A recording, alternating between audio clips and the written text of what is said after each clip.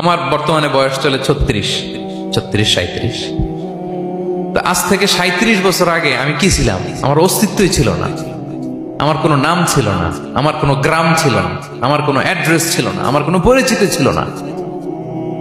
আজ থেকে আরো 37 বছর পরে একটু খেয়াল করেন তো, এখন তো 37, আরো 37 ধরেন বাঁচলাম। এরপরে আমি দুনিয়া দুনিয়া থাকবে, কিন্তু আমি নাই। আজকে কার জন্য আটকে আছে দুনিয়ার কাজ বলেন তো? আপনার দাদার জন্য, আপনার নানার জন্য। তো আপনাকে লাগে কেন? আপনাকে লাগে? লাগে না তো আমাকে। আমি দুনিয়া, একদিন কিছুই ছিলাম না।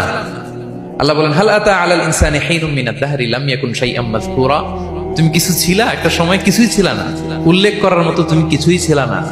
অস্তিত্বহীনের জগৎ থেকে তোমাকে আমি অস্তিত্ব আনলাম। তোমার বাবার পৃষ্ঠদেশ থেকে তোমার মায়ের গর্ভাশয়ে আমি তোমাকে ফেললাম। সেখানে আমি আল্লাহ তোমাকে একটু একটু করে তিলে তিলে বড় করলাম। 9 মাস 10 মাস পরে মায়ের পেট থেকে দুনিয়াতে তুমি আসলে। দেখেন তো, দুনিয়ায় আসার পরে আমাদের অবস্থাটা কি? কাপড় নাই, চোপড় নাই, এভাবে চলে আসছি। আসার পরে কেউ যদি মুখে খাবার তুলে দেয় তাইলে খাইতে পারি, হ্যাঁ? তাও লিকুইড খাবার, এদিক দিয়ে দিলে এদিক দিয়ে পড়ে যায়, খালি মুছতে হয়। মেহমান একজন এসে আদর করে কোলে নিচে পেশাব করে দিছি ভরাইয়া, আছে না নাই? হয়েছে না, হয়েছে না? এরকম আদর করে একটা কোলে নিচে, এখনই না ডায়াপার আসছে মিয়া। আজ থেকে 10 বছর আগে এগুলো ছিল নাকি? প্যাম্পাস ডায়াপার ছিল, এই কাঁথা টাতা নিয়ে কোলে নেওয়া লাগতো, এরপরে দিছে ওদিক দিয়ে, জামা টামা ভিজে শেষ। ইভেন রাসূল সাল্লাল্লাহু আলাইহি ওয়াসাল্লামের কোলে এরকম বাচ্চারা পেশাব করে দিছে, এরকম হাদিস আছে। আদর করে মায়েরা বাবারা আসলেই তো তার বাচ্চাকে রাসূল সাল্লাল্লাহু আলাইহি ওয়াসাল্লাম কোলে দিতেন, পেশাব করে দিতেন। তো কার কোলে উঠছে এটাও জানি না, পেশাব করে ভরাই দিচ্ছে। পেশাব পায়খানা করে সয়লাভ।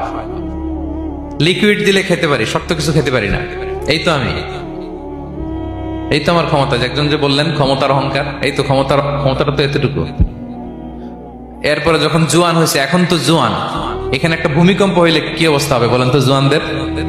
হ্যাঁ, কাঁপতে কাঁপতে সব শেষ। একটা ভূমিকম্প, একটা তুফান হলে ওটার বিরুদ্ধে দাঁড়াতে পারি না।